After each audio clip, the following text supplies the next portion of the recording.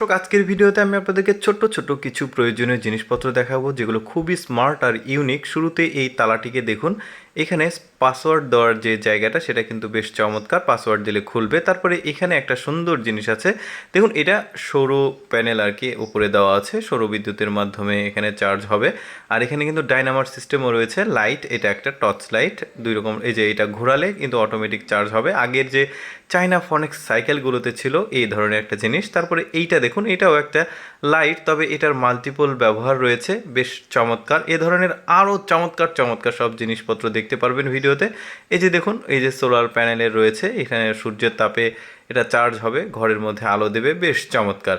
তারপরে এই জিনিসটা দেখুন, এটা কোনো ডিভাইস বলা যাবে না, তবে এইটা নীল কাটার, মানে নেল কাটার, যেটা নখ কাটার জন্য সুন্দর, এরকম এক্সেপশনাল নেল কাটার কিন্তু আসলে আমাদের মানে সচরাচর চোখেই পড়ে না।